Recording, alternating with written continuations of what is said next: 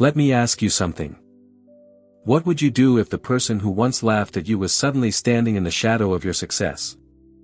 What if the whole world finally saw the truth you always knew? Would you stay silent, or would you seize the chance to reclaim your story in front of everyone who once doubted you? This isn't just Clara's story. It could be yours.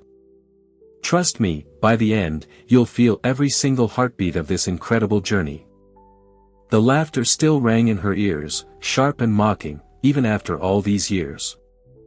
It was the kind of laugh meant to crush you, to remind you that you were nothing. Clara had stood there, trying not to let her hands shake as her then-husband, Ethan, tossed out the words like a dagger. "That's your new man.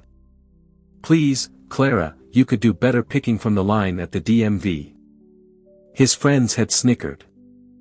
The mistress on his arm was smiling like she'd already won the grand prize. Back then, she had smiled weakly, trying to pretend the insult didn't pierce her straight through the heart. Back then, she was still the woman who kept quiet. She was the woman who folded laundry at midnight while her husband schmoozed clients over champagne. The one who bit her tongue at every sarcastic jab about her cheap shoes or her quaint little job at the library. But that was before. Before the night she left with nothing but 2 suitcases and the kind of pain that strips you down to the bone. Before the man Ethan laughed at became her partner, her protector, and the brilliant mind behind a tech empire worth billions. Before Forbes printed his name in bold black ink as the #1 billionaire under 40 in the entire country. Clara Mayfield had not been born into money. She grew up in a weathered 2-story house on the edge of Des Moines, Iowa. Her father was a machinist. Her mother, a kindergarten teacher who brought home stacks of construction paper and glue sticks for Clara to make art. Life was modest, but it was warm and full of love. She wore hand-me-down coats, learned to cook on a dented stove, and dreamed of seeing the world beyond cornfields and strip malls. At 22, she moved to Chicago for graduate school. That's where she met Ethan Warner. He was tall, confident, with the kind of easy charm that could talk a room into anything. He wasn't rich back then, but he carried himself like someone who would be. Clara fell hard. She believed his late-night talks about building an empire together. When he proposed in a candlelit rooftop restaurant, she thought she'd found forever. For the first few years, it was good. Ethan worked long hours in real estate, but he still brought her flowers on Fridays. They rented a small apartment, saved for a house, and talked about having kids someday. But somewhere between his first big deal and his first luxury car, Ethan changed. The little things came first. A comment about how she should dress more modern. A suggestion that she quit her job because it was barely worth your time. Then came the absences, the networking trips that ended with hotel receipts she wasn't meant to see. The lipstick on his collar that didn't belong to her. Clara tried. God, she tried. She read marriage books, cooked his favorite meals, and smiled at parties, even when she knew the woman on his arm the night before had been more than just a client. But the night it all broke was the night he publicly humiliated her. It was at a charity gala for the city's children's hospital. She had worn her best, a pale blue gown she'd saved up for over months, simple but elegant. Ethan had arrived late, already flushed from champagne, with a leggy brunette in a dress that looked spray-painted on. Clara watched him introduce the woman to everyone as a close business associate. The way his hand stayed too long on the small of the woman's back told a completely different story. When one of Ethan's buddies, drunk and careless, asked Clara if she'd found herself a rebound yet, she had made the mistake of laughing it off. Ethan had leaned in, smirking, and delivered the line that would echo for years. Her new man. Please. The only thing he'd be good at is fixing her flat tire. They had all laughed. She had frozen. And something deep inside her had snapped. She didn't scream. She didn't throw wine in his face like in the movies. She simply left. She slipped out into the cold night air, heels clicking against the marble, and called a cab. By the next afternoon, she was gone. Out of the penthouse, off the credit cards, and out of Ethan Warner's carefully curated life for good. For months, she floated between small apartments and couch stays with friends. The divorce paperwork came through like a cold formality.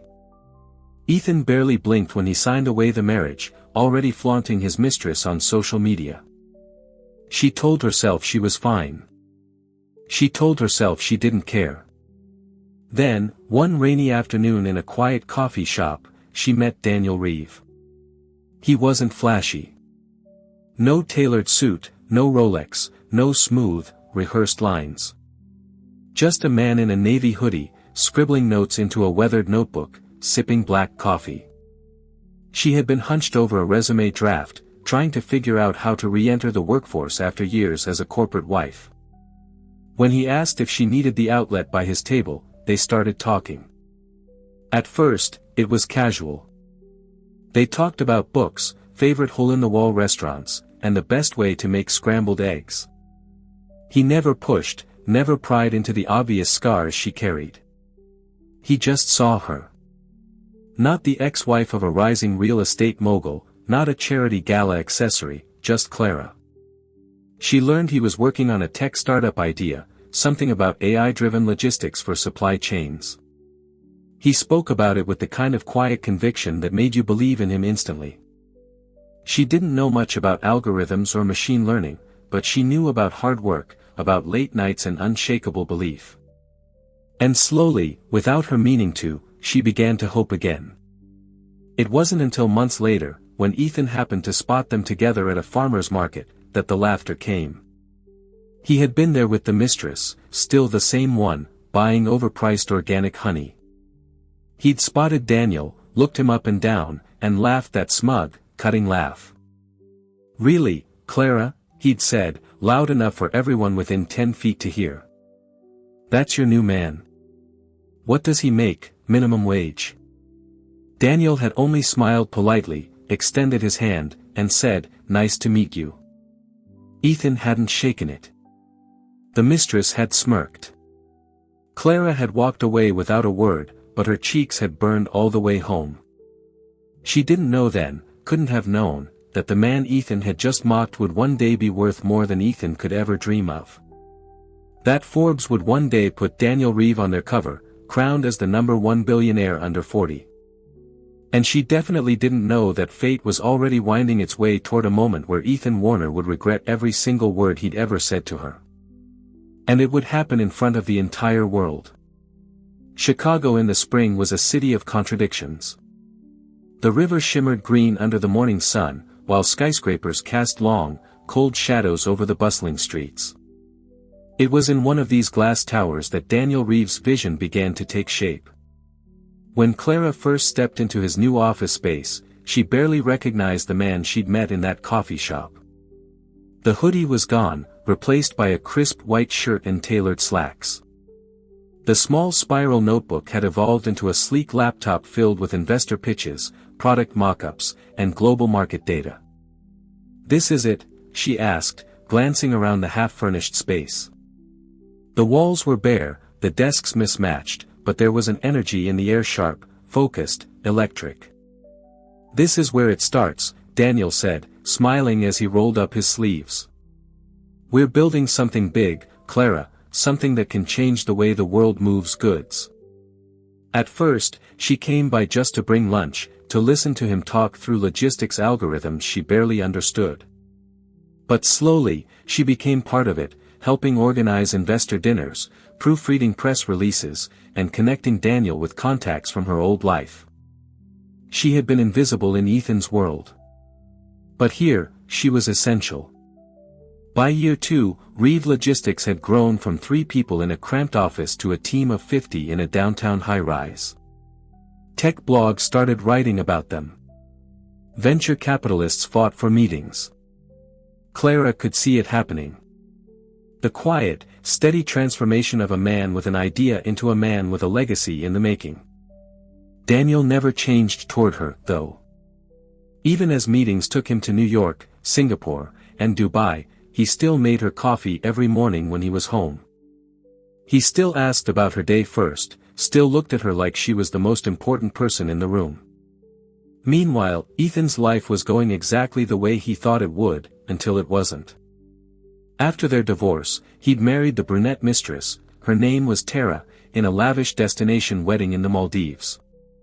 Social media saw endless photos of yacht trips, champagne brunches, and designer shopping hauls. His real estate firm boomed for a while, riding the high of an aggressive development streak. But the market turned. 2 high-profile projects stalled. Investors got skittish.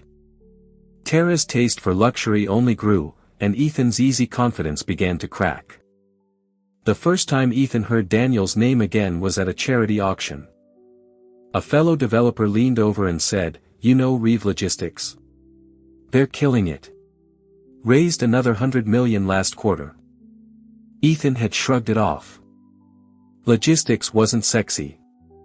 Trucks and warehouses didn't get your name in Architectural Digest. But the name kept popping up in business articles, on LinkedIn, and in conversations at networking events. Reeve Logistics had landed contracts with 3 Fortune 500 companies, then 5, then 10. By the 3rd year, they had gone public. The IPO was one of the largest in the decade, instantly catapulting Daniel's net worth into the billions. Forbes put him on the 40 under 40 list. TechCrunch called him the quiet disruptor. Clara watched it all unfold from a front row seat, but she wasn't thinking about the headlines. She was thinking about the nights Daniel came home exhausted but smiling. About the way he treated every employee like family. About the small ways he still chose her over everything else. And then, fate decided it was time to bring Ethan back into their orbit. It started with a gala, not unlike the one where Ethan had humiliated her years before. This one was hosted by the International Children's Fund, a black tie event held at the historic Astoria Ballroom. Daniel had been invited as an honored guest for his company's work in donating shipping logistics for disaster relief. Clara hesitated when the invitation came. The Astoria was part of her old world, the world where women were judged on the label of their gown and the sparkle of their jewelry.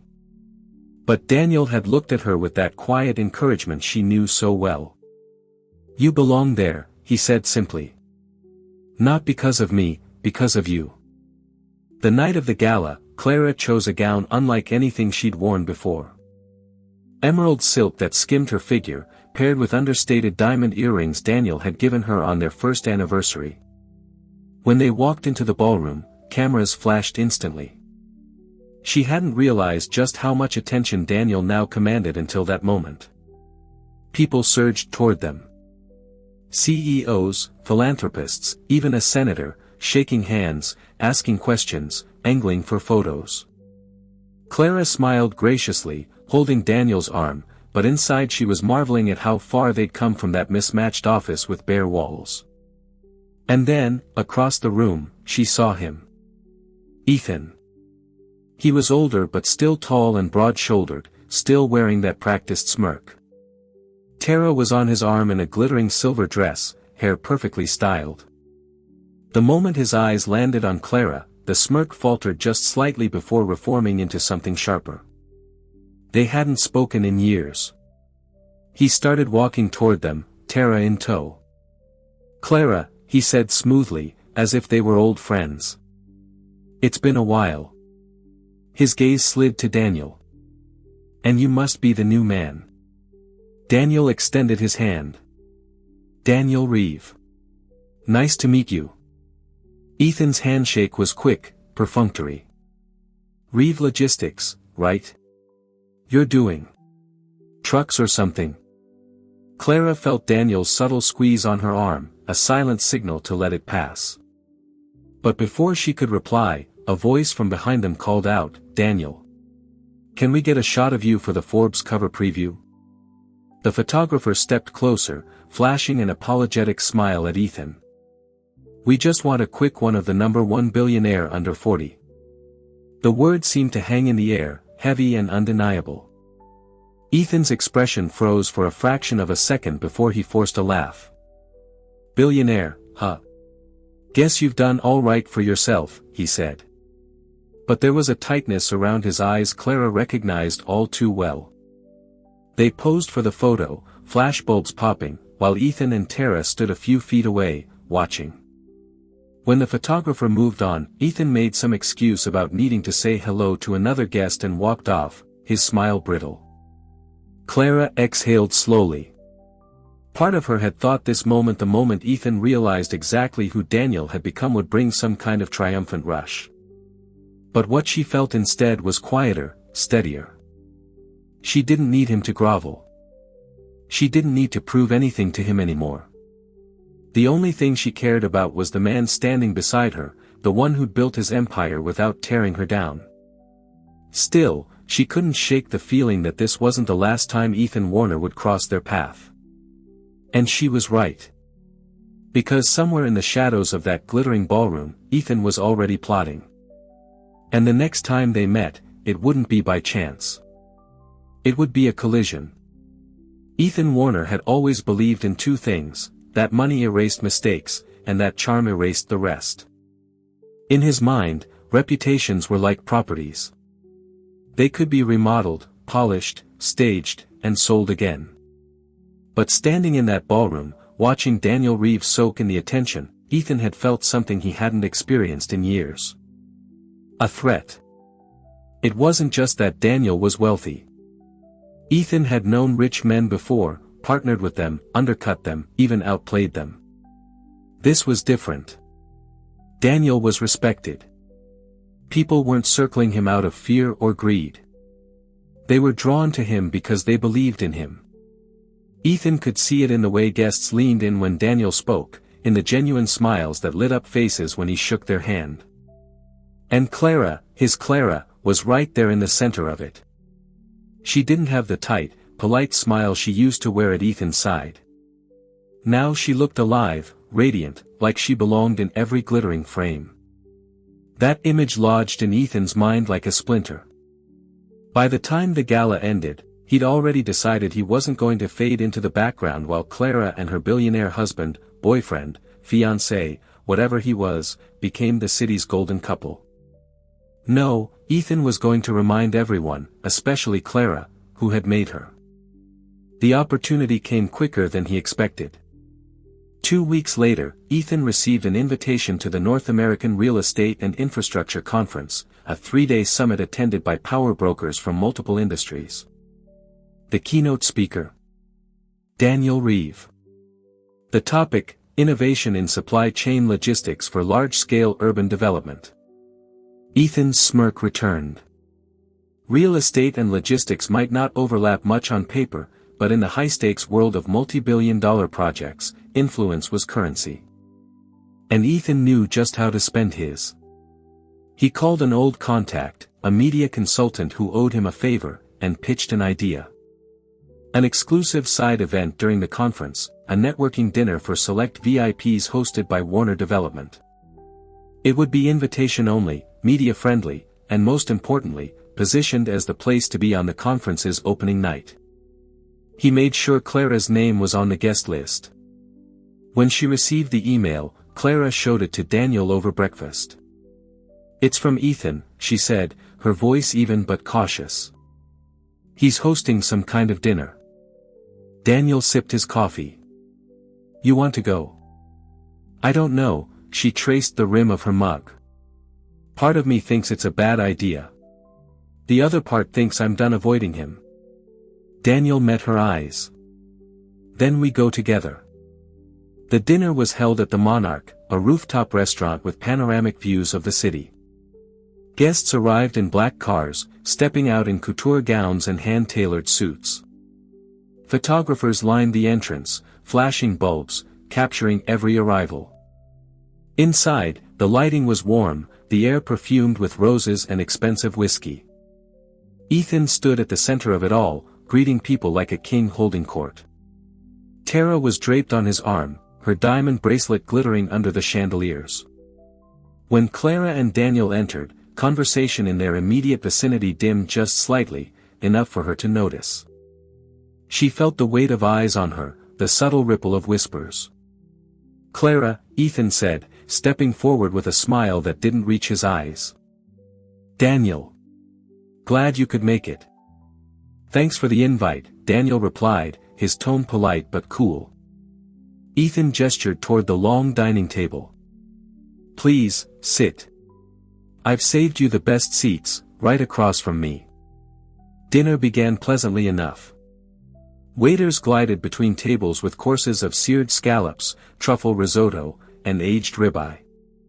Ethan kept the conversation light, asking Daniel about expansion plans, sprinkling in compliments about Reeve Logistics' impressive growth. But Clara could feel it. The undercurrent. Ethan was building to something. It came during the third course. One of the reporters invited to the dinner asked a question about public-private partnerships in large development projects. Ethan leaned back in his chair, swirling his wine. "Well," he began, "I think partnerships are all about knowing the right people. Take Clara here. Back in the day, she didn't have a single contact in this city. Everything she knows about these circles, about how to move in them, she learned from me." The table went uncomfortably quiet. Clara felt heat rise in her cheeks. Ethan smiled as if unaware of the tension. Of course, now she's with Daniel, she's got an even bigger stage. But let's not forget where it started. Daniel's jaw tightened, but he didn't interrupt. Clara placed her fork down deliberately. "Actually," she said calmly, "what I learned from you, Ethan, was what I never wanted in a partner." A few gasps. Even the clink of silverware paused. Ethan chuckled, but his eyes had gone hard. "Careful, Clara. People might think you're ungrateful." Daniel's voice was quiet but steady. "I think people here are smart enough to see gratitude and condescension aren't the same thing." The reporter's eyes lit up. A headline was practically writing itself. Ethan quickly changed the subject, but the damage was done. Cameras had caught every flicker of expression, every pause, and by the time dessert was served, Clara could tell Ethan knew it. Still, she also knew this wasn't over. Ethan wasn't the type to take a public bruise without striking back. Her suspicion was confirmed the next morning when she opened her phone to find her inbox flooded. One subject line made her stomach twist: "Exclusive, Daniel Reeve's shocking past connection to Clara Warner." The article wasn't subtle. It dug into her divorce, painting her as a woman who had traded up from a struggling developer to a tech mogul. It quoted unnamed sources, implying Daniel's early investors had been swayed more by Clara's social connections than his business plan. It was a calculated smear, not just at Daniel's credibility, but at hers. Daniel read it over her shoulder, his expression unreadable. "We'll deal with it," he said simply. But Ethan wasn't done. Later that week, Clara received an invitation to another event. This time, a televised charity auction where Daniel had been slated to present a major donation. She knew instantly that Ethan would be there. And if she was right, he'd have one last play up his sleeve, something designed to humiliate them on a stage far bigger than any rooftop dinner. She closed the invitation slowly, her mind already racing. If Ethan wanted a public battle, maybe it was time she stopped playing defense. Because Clara Mayfield had learned a long time ago that the best way to beat a man like Ethan wasn't to avoid his stage. It was to own it. And soon, the spotlight would be hers. The night of the televised charity auction arrived with the kind of fanfare that made even the most jaded socialite straighten their posture. The annual Hearts for Hope Gala wasn't just another society event. It was broadcast live, drawing millions of viewers with A-list celebrities, CEOs, and politicians vying for camera time. Daniel had been invited as a headline donor. His company's logistics network had been instrumental in delivering aid to hurricane victims in record time, and tonight he would present a $5 million matching grant to expand relief operations. For weeks, Clara had been helping him prepare. From the speech to the choice of suit, she wanted everything flawless. But in the back of her mind, the shadow of Ethan's invitation loomed. They arrived at the Grand Regency Hotel ballroom under a cascade of flashbulbs. Clara wore a deep crimson gown that hugged her figure, paired with understated diamond studs. Daniel was in a tailored black tuxedo, every inch the poised billionaire philanthropist. As they stepped onto the red carpet, reporters called out questions about the donation, the company's next big project, even about Clara's gown designer. Inside, the ballroom gleamed with crystal chandeliers and velvet drapes. A raised stage sat at the far end, flanked by massive LED screens projecting live footage of the event. Rows of tables surrounded it, each decorated with towering floral arrangements. Clara spotted him almost immediately. Ethan was stationed near the front, Tara by his side in a gold sequin dress. He was laughing with a group of guests, but his eyes flicked toward Clara the moment she entered. That familiar smirk returned slow and deliberate, like he was savoring a secret. During the cocktail hour, Clara and Daniel mingled with other donors, but every time she glanced toward Ethan, he seemed to be in quiet conversation with a reporter, a cameraman, one of the event organizers. Each time, his gaze would drift toward her, then to Daniel, before returning to whoever he was speaking with. Her instincts told her he was setting something up. Finally, the MC took the stage, welcoming guests and highlighting the evening's agenda. The auction began with smaller items, a weekend at a Napa Valley villa, a private yacht charter, before building toward the headline presentations. When it was time for Daniel's segment, the MC's voice rang out. And now, please welcome to the stage Mr. Daniel Reeve, CEO of Reeve Logistics, here to make a very special announcement. Daniel rose, buttoning his jacket. Clara squeezed his hand as he made his way to the podium, the spotlight following him. Cameras zoomed in, projecting his image onto the giant screens. But just as he began to speak, the MC's earpiece crackled, and a stagehand hurried up the stairs, whispering something. The MC's brows lifted in surprise before he stepped forward. "Before we hear from Mr. Reeve," he said, his voice overly smooth, "we have an unexpected guest who'd like to say a few words."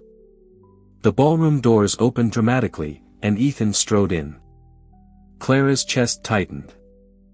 "I promise to be brief," Ethan said, already halfway to the microphone. The MC, perhaps caught up in the spectacle, handed it over. Ethan turned to the audience, smiling like a man about to deliver the punchline of a great joke.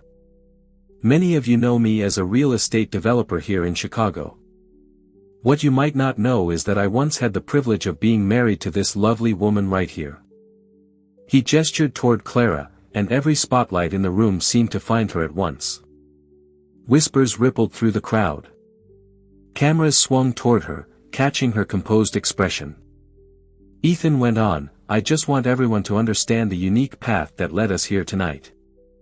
You see, Clara used to attend events like this on my arm, and now she's here on the arm of the #1 billionaire under 40. His laugh was soft but dripping with implication. "Talk about an upgrade, right?" A few awkward chuckles. The tension in the room was thick. Clara knew exactly what he was doing, reframing her as someone who climbed her way into wealth through relationships, undermining both her and Daniel's credibility. Daniel stepped forward, his voice steady. "Are you finished, Ethan?" But before Ethan could reply, Clara rose from her seat and began walking toward the stage. The cameras tracked her every step. She reached the podium, placed a hand on Daniel's arm, and turned to the audience. "It's true," she said, her voice calm but carrying through the ballroom. "Ethan and I were married once, and I'm grateful for that. Because it taught me exactly what I deserved, and what I didn't." A murmur spread. She continued, "When I met Daniel, he wasn't a billionaire. He wasn't even close. But he was kind. He respected me. And he built everything you see today through vision and hard work, not through tearing others down." Daniel's eyes softened as she spoke. Clara's tone sharpened just slightly. "So if anyone wants to call that an upgrade, I won't argue. But the real upgrade was finding a partner who values people over power. The applause started in one corner of the room, then grew until it filled the space. Ethan's smirk faltered. The MC, sensing the tide, quickly reclaimed the microphone. "And now, let's return to the reason we're here, Daniel Reeves' incredible generosity." Daniel delivered his prepared remarks without missing a beat, announcing the $5 million matching grant to thunderous applause. Clara returned to her seat, her pulse still racing but her head high. When the segment ended, guests swarmed their table to congratulate them, while Ethan sat at his jaw tight, Tara whispering something that made his shoulders stiffen. But as the evening wound down, Clara caught one last look from him. It wasn't the smug, mocking glance she'd come to expect. This one was different, darker. She realized then that she hadn't seen the last of him. And whatever he was planning next, it wouldn't be in the shadows. Because men like Ethan didn't disappear quietly, they doubled down. The morning after the Hearts for Hope Gala, Clara woke to the sound of Daniel's phone vibrating on the nightstand again and again. It was barely 6 a.m., and he was already pulling himself upright, his expression tight.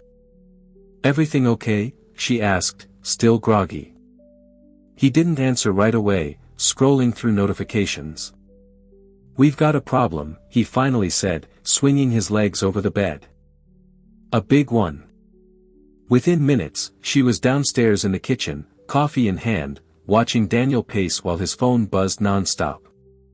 Overnight, a story had broken on several major news sites.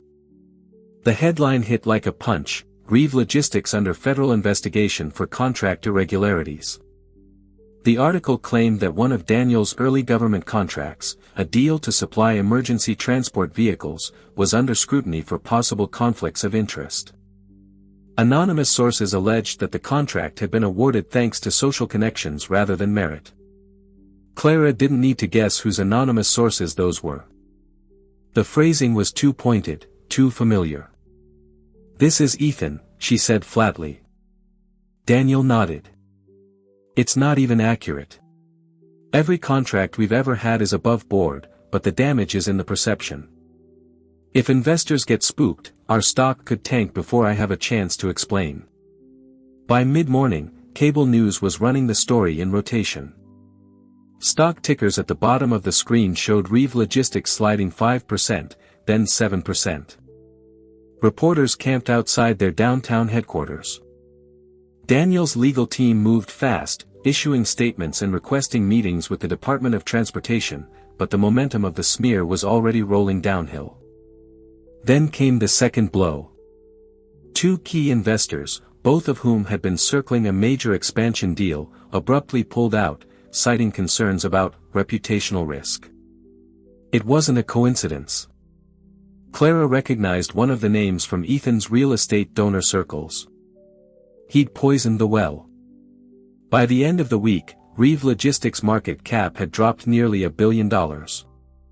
Staff at headquarters whispered in hallways, their eyes darting to Clara, as if she might be the answer to every unspoken question. Daniel kept his composure in public. But at night, Clara saw the strain. He'd sit at his desk long after midnight, lit only by his laptop screen, going over contracts line by line, searching for any loophole Ethan could twist into a weapon. Clara hated seeing him like that. The man who had once built something from nothing was now fighting to keep vultures from tearing it apart. And the worst part? She knew Ethan was enjoying every second of it. She was proven right when a thick envelope arrived by courier one afternoon. Inside was a single printed photo. It was from years ago, a candid shot of Clara at a networking event during her marriage to Ethan. She was smiling, a champagne flute in her hand, standing beside a state transportation official. Scrawled across the bottom in red marker were the words, "Nice to see some things never change." There was no signature. There didn't need to be. Clara's hands shook, not from fear, but from fury. Ethan wasn't just trying to hurt Daniel's company. He was trying to rewrite history, to paint her as the same powerless woman he could humiliate at will. The following Monday, Daniel had to appear before a closed-door committee to answer questions about the contract. Clara stayed home, watching the markets, fielding texts from concerned friends, ignoring the vicious chatter online. When Daniel returned that evening, he looked exhausted. "They're not bringing charges," he said. "But the investigation will stay open for now, which means every deal we try to make is going to have a shadow over it until this is cleared." Clara reached for his hand. "We'll get through this." But that night, lying awake, she realized something. Waiting for the truth to clear their name wasn't enough. Ethan wasn't going to stop.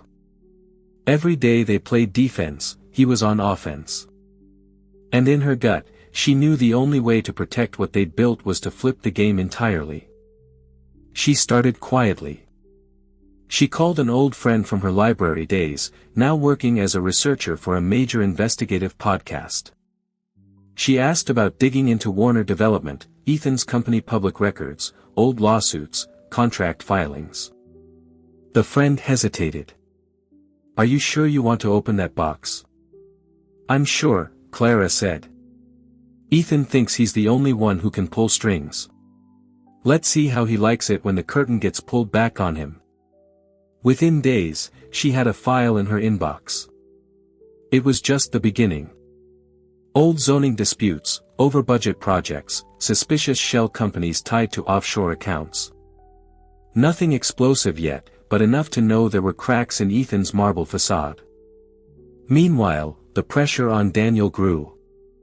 A planned appearance on a morning business show was cancelled due to the ongoing investigation. One of their biggest clients postponed renewing a contract, saying they wanted to monitor the situation. One evening, as they sat on the couch in the dim light, Daniel finally let his guard down. "I hate that you're getting dragged into this," he said. "I built this company to be bulletproof. I thought if I kept my head down, focused on the work, people would see that. But I underestimated how far someone like Ethan would go." Clara turned to face him. "Then maybe it's time we stop underestimating me." He frowned slightly. "What do you mean?" "I mean, I know Ethan's playbook. I've lived it. And if he wants a public war, I'm not going to sit on the sidelines while he tries to destroy you." Daniel studied her for a long moment, then nodded. "Okay. But if we do this, we do it smart." For the first time in days, Clara felt a spark of something other than dread. The next morning, she called her contact again. "Let's talk about the shell companies," she said. Because Clara Mayfield had spent years being underestimated, first by Ethan, then by the circles that whispered behind her back. But those years had also taught her how to listen, how to read between the lines, how to connect dots others ignored. And now, with Daniel's empire on the line, she wasn't just going to defend it. She was going to burn Ethan's game to the ground. And when she did, the whole world would be watching. The final chapter began not with a bang, but with a quiet, determined click of a mouse. The investigative report Clara had commissioned went live on a Tuesday morning. The house Warner built, a legacy of shadows and shell companies. The article was a masterpiece of journalistic precision. It laid out, with bank records and public filings, how Ethan's self-made empire was built on a foundation of illegal lobbying, backroom deals, and money funneled through the very same offshore accounts he was now using to attack Daniel. The Kensington Towers project was the centerpiece, a smoking gun of bribery that was impossible to ignore. The fallout was immediate and catastrophic for Ethan. The city council launched a full-scale corruption probe. His investors, spooked by the undeniable evidence, began to pull out in droves. The media, which had once fawned over him, now circled like sharks, replaying clips of Clara's calm, powerful speech at the charity gala. Ethan was forced to step down as CEO of the company that bore his name. His carefully constructed world crumbled around him, not because of a whispered rumor, but because of cold, hard truth. Clara watched it all unfold, not with vengeful glee, but with a sense of profound, quiet peace. She hadn't destroyed a man, she had simply held up a mirror, and the world finally saw him for what he was. With Ethan's shadow gone, Clara and Daniel's world bloomed. Reeve Logistics, cleared of all wrongdoing, soared to new heights. But more importantly, Clara stepped fully into her own light. She launched the Mayfield Initiative, a foundation dedicated to funding ethical urban development projects and supporting women entrepreneurs who, like her, had been told their dreams were too small. She became a voice in the city, respected not for the man she was with, but for the leader she had become. One crisp autumn evening, a year later, she stood on a stage to accept the Woman of Impact award, the same award she had once watched other women receive from the audience. Daniel was in the front row, his eyes shining with a pride so deep it was breathtaking. As the applause washed over her, she looked out at the crowd, at the faces of the people whose lives she was now changing for the better. The mocking laughter that had once haunted her was a distant echo, replaced by the sound of her own name being spoken with respect and admiration. She had reclaimed her story, not by shouting, but by building a better one. Her past was a part of her, but it no longer defined her. She had found her forever, not in a candlelit restaurant, but within herself. She was Clara Mayfield, and she was finally, beautifully, and completely free. So, the story has come to its beautiful conclusion. If you're still here with us, it means Clara's journey from the shadows to the spotlight resonated with you. It's a powerful reminder that our past doesn't have to be our prison. True power isn't about revenge, it's about rewriting your own narrative and building a future so bright it eclipses any darkness you left behind. Life will always present challenges, but the greatest victory is discovering the strength you never knew you had. If Clara's story inspired you, please give this video a thumbs up and share it with someone who might need to hear this message. And don't forget to subscribe to our channel for more stories that empower and uplift. Now, we'd love to hear from you. Tell us in the comments below, what was the moment you knew it was time to reclaim your own story? Your journey matters, and we can all learn from each other.